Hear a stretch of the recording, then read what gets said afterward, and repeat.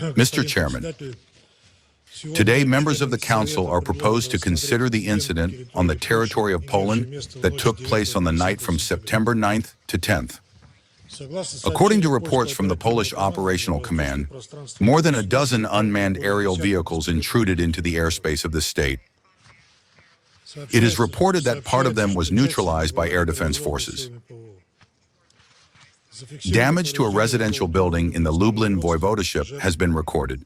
There are no casualties. Warsaw acknowledged that the drones could have flown in from the territory of Ukraine. At the same time, it hastened to place the blame on Russia without presenting any evidence. We consider it important to analyze the real scale of the consequences of the incident and compare them with the hype inflated by Polish and other European politicians, and also to pose additional questions to the disseminated versions of what happened. During the day of September 10th, Warsaw published data on the found fragments of downed drones. In particular, a photograph of the damage to the roof of the house was demonstrated.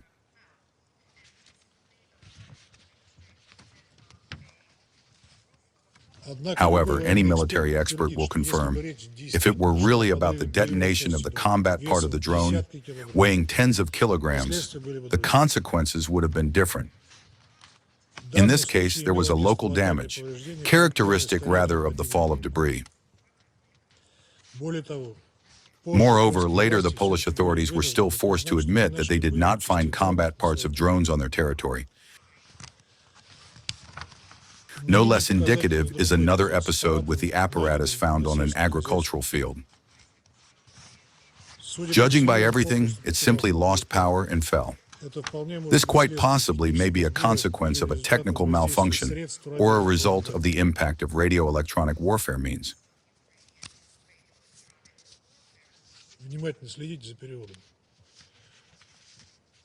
Now, as for the actions of Russia. On the night of September 10th, the Russian armed forces delivered a strike with high-precision long-range weapons of ground, sea, and air basing, as well as with unmanned aerial vehicles on military-industrial facilities on the territory of Ukraine, where the production and repair of armored vehicle and aviation equipment of the armed forces of Ukraine was carried out, the production of engines and electronic components for them. No targets on the territory of Poland were planned. The flight range of the unmanned aerial vehicles used in the course of the strike did not exceed 700 kilometers, which makes their entry onto Polish territory physically impossible. Despite the obvious untenability of the accusations voiced against us, in the interest of a comprehensive and objective clarification of all circumstances of what happened, the Ministry of Defense of the Russian Federation expressed readiness for professional dialogue in consultations with the Ministry of Defense of Poland. The Ministry of Foreign Affairs of Russia, in turn, is also ready to join this work if the Polish side is truly interested in reducing tension and not in escalating it. We urge Polish colleagues to take advantage of this offer and not to engage in megaphone diplomacy on multilateral platforms. We have already repeatedly stated that we are not interested in escalating tension with Warsaw. We repeat this now as well. The constructive and responsible approach of the Belarusian side in the context of what happened deserves separate mention. The competent authorities of the Republic of Belarus, within the framework of existing mechanisms, timely inform Polish colleagues about the existing risks, demonstrating responsibility and readiness for interaction. Such a line based on the exchange of objective information and coordination of actions should serve as an example of conscientious behavior in conditions of incidents of this kind. Mr. Chairman, unfortunately, the reaction to the incident of the Polish and European political establishment and the media raises big questions in these circumstances. The head of EU diplomacy, Kaja Kallas, without waiting for official conclusions, has already hastened to make loud statements about the alleged deliberate violation of Polish airspace, promoting her favorite thesis about investing in the defense of Europe, in particular, the continuation of its militarization. Hysterical cries about the alleged spread of aggression by Russia are heard from other European capitals as well. All this looks very much like an information campaign, the goal of which is to maintain the level of external mobilization around Ukraine and further push allies towards new arms supplies. In this regard, it would be good to recall the development of events around the incident in Przewodów in November 2022, when as a result of the fall of a missile, 2 Polish citizens died.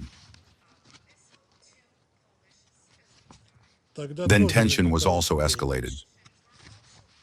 However, after a year, the Attorney General and Minister of Justice, Zbigniew Ziobro, admitted that both the launch site and the affiliation of the missile were Ukrainian.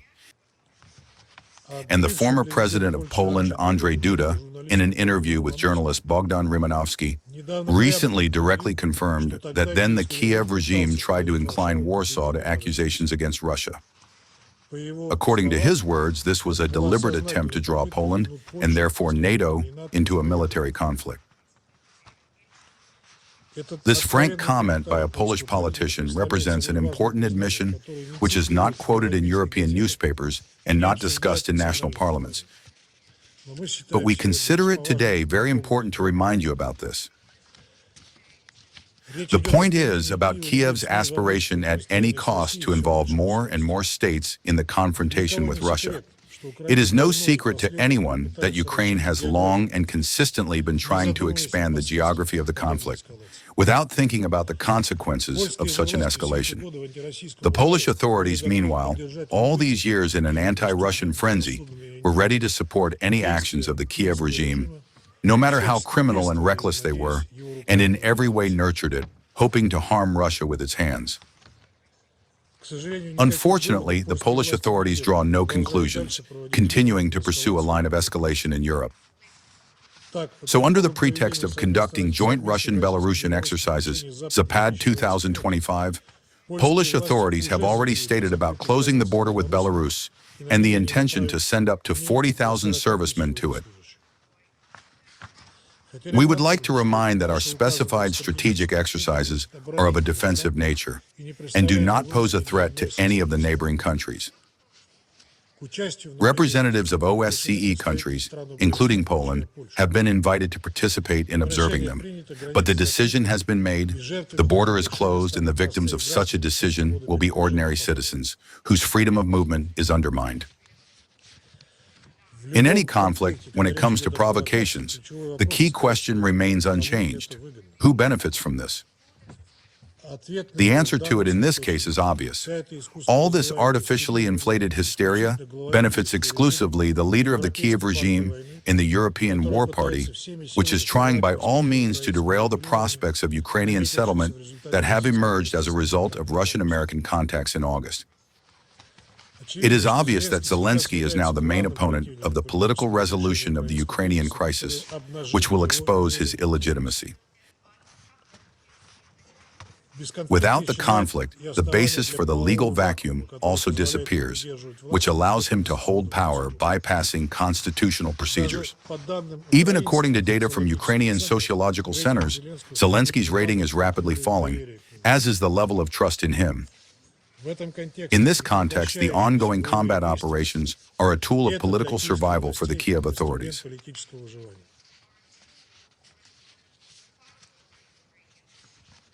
Against this background, the degree of desperation with which the Kiev authorities continue to throw the remnants of forcibly mobilized population into battle, or more accurately, to the slaughter, becomes understandable, despite colossal losses and the rapid growth of desertion. Official data for 2025 show more than 140,000 criminal cases have been opened against soldiers who left their units.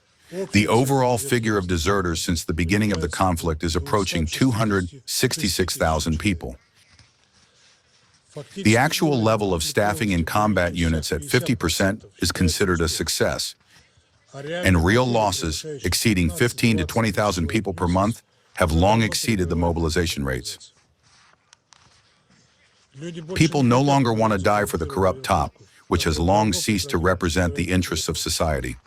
By the way, the commander-in-chief of the armed forces of Ukraine, Syrsky himself, recently admitted that Russia has a threefold advantage in forces and means, and on the main directions can prevail 4 to 6 times. This is a direct admission of failure and essentially a sentence to the current military-political course of Kiev.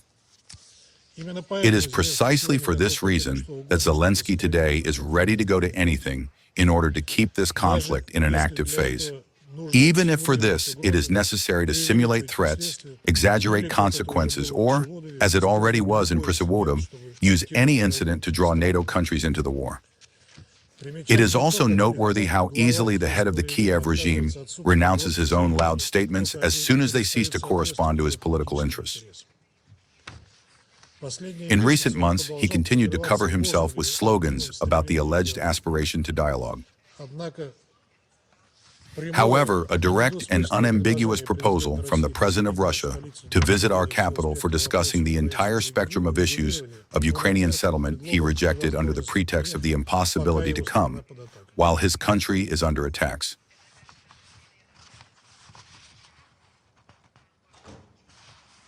But as we see, no attacks prevent him from traveling around European capitals for 3.5 years and speaking there with new demands for arms supplies and for increasing military assistance.